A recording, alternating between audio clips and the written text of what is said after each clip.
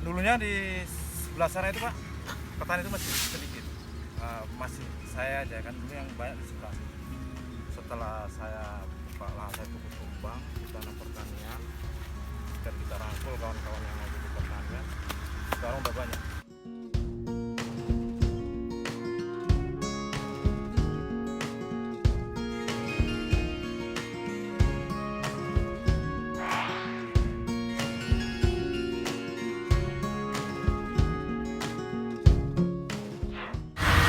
Terus ini kan kita berada di lahan tanaman cabai geprek namanya Pak ya. Iya, Ini luasnya berapa nih Pak? luasnya 1 hektar. Ada 1 hektar Pak ya. Kalau sekarang ini usia berapa nih Pak? Ini udah usia sekitar 120 hari. 120 hari ya. Berarti 4 bulan berarti 4 bulan. Pak ya. Kalau di umur 4 bulan itu udah berapa kali panen nih Pak? Ini udah 5 kali Pak. Sudah 5 kali panen Iya. ya. Biasanya sekali panennya bisa dapat berapa? Kalau sekali panennya, kalau panenan pertama kedua kita nggak bisa memprediksikan Pak. Kalau panenan ketiga itu udah bisa diprediksi, itu panenan 250 kilo, 200 kilo. Ini kan bukan yang pertama kali nanam tanaman cabai geprek nih Pak ya. Ini yang ketiganya Pak. Udah. Ada yang ketiga. Iya. Ini berdasarkan pengalaman. Luasannya sama sebelumnya. Sebelumnya kita 0,3 Pak. Nggak, 0,3 itu nggak sampai setengah hektar. Meter ya. Di 0,3 itu kemarin hasilnya gimana Pak produktivitasnya? 0,3 waktu kita masih tahap pertama itu namanya masih belajar, belum tahu paritas ini belum maksimal. Kedua udah mulai, makanya yang ketiganya ini kita hantam 1 hektar karena kita udah tahu untuk mengendalikan penyakitnya dan daya tahannya.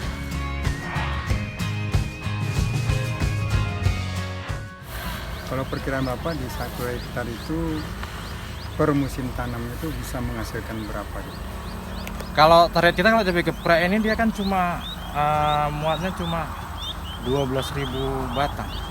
12.000 batang. Ya. Jadi target kita itu 12 ton. Satu sampai mati ini 1 ton ini menghasilkan 1 kilo. Kalau cabai keriting memang kita belum pernah menghasilkan 1 kilo, cuma 0,8, 0,9.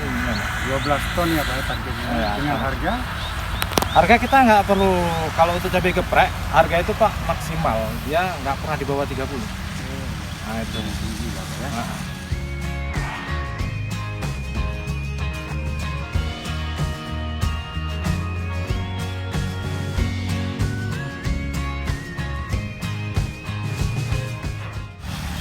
Ini saya lihat banyak tenaga kerja juga Pak. Iya. Ini tenaga kerja dibayar seperti apa deh? Dia dibayar harian, bisa kiloan. Kalau 1 kilo dia 5.000, kalau harian 100. Ini masuk anggota kelompok tani juga? Iya. Oh, masuk anggota kelompok tani juga.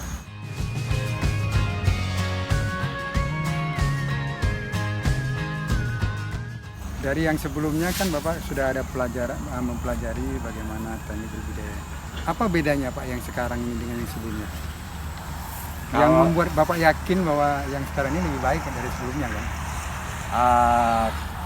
Kalau sekarang kita kan udah tahu pakem itu maksudnya udah tahu cara untuk merawat cabai ini.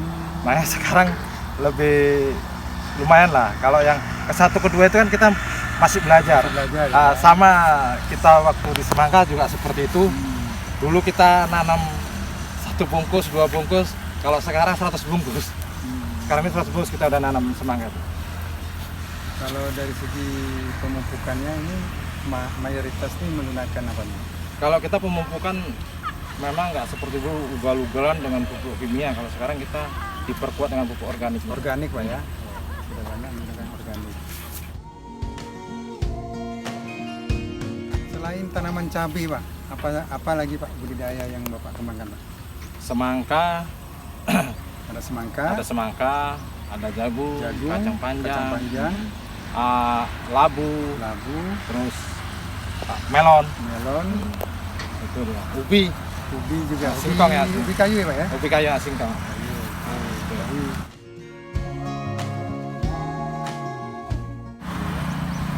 memang kita terus mengembangkan di bidang pertanian, khususnya di Kampung Dayun ini, seperti ketahanan pangan dan horti terus kita kembangkan. Gimana ya? Jadi kita udah nggak takut gagal lagi. Jadi kita juga tetap dengan bahasa yang sama. Pepatah Jepang pernah mengatakan 7 kali gagal bangkit 8 kali. Jadi di situ. Dan kita juga membuat petani-petani baru, petani muda, petani milenial, dan jangan sampai hilang petani itu, termasuk di kampung kita, kecamatan kita, kabupaten kita. Kita tetap berinovasi di pertanian, dan selama ini kita berbudidaya seperti labu ataupun nanas ataupun lain-lainnya, semangka, kita juga ciptakan produk turunannya, itu kerjasama dengan ibu-ibu PKK. Kalau cabai memang kita mau buat turunannya itu bubuk cabai. Di saat cabai murah, di situ kita buat turunannya. Oh, sudah ada arah mau ke sana. Arah ya? ke situ dia, cuma kita mesinnya. Ibaratnya sama seperti apa tadi? Bandrek bubuk. Kita nanam jahe merah, kita ciptakan turunannya juga. Kalau semangka itu desa yang mengelola turunannya. Seperti Sudah Pak, sudah dilakukan di desa udah dilakukan. Oh sudah. Oh, iya. Semangka itu udah dilakukan seperti sirup semangka, brownie semangka, manisan dari kulit semangka. Itu udah diciptakan.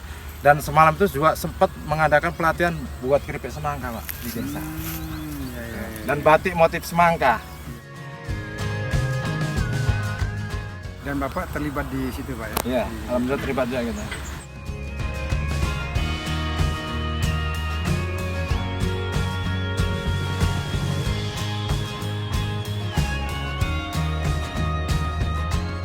Ya Bapak di samping membudidayakan sendiri, juga Bapak melakukan pendampingan, pembinaan ke Iya. kelompok yang lain, anggota yang lain Ya, ke anggota yang lain. Ya, bukan di Bapak sendiri, dan Bapak sudah lakukan juga.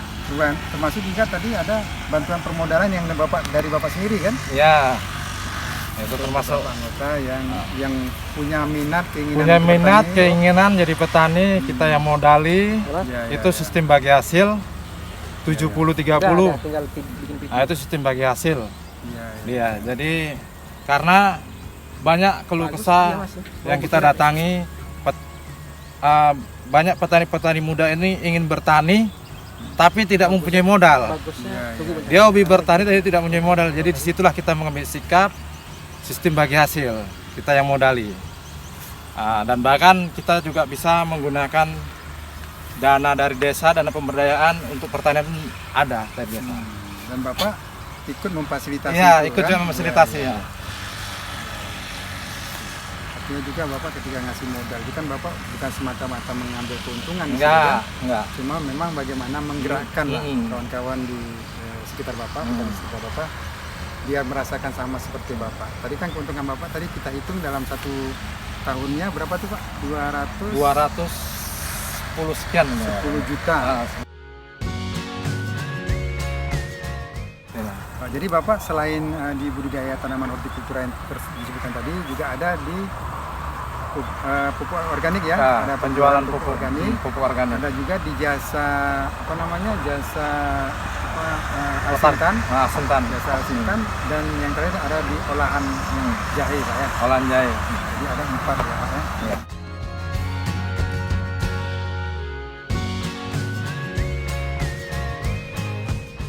Ya. Pertanian ini menjadi pekerjaan utama Bapak. Iya. Tidak ada yang lain. Pertanian horti ini dan ketahanan pangan itu yang kerjaan utama. Kalau macam jual-jual pupuk organik itu kan di saat ada permintaan aja. Saran saya buat petani-petani muda, nggak usah takut jadi petani, tetap bangga jadi petani. Gagal itu adalah hal yang biasa. Teruslah belajar, jangan pernah malu jadi petani. Tetap bangga jadi petani. Salam petani Indonesia.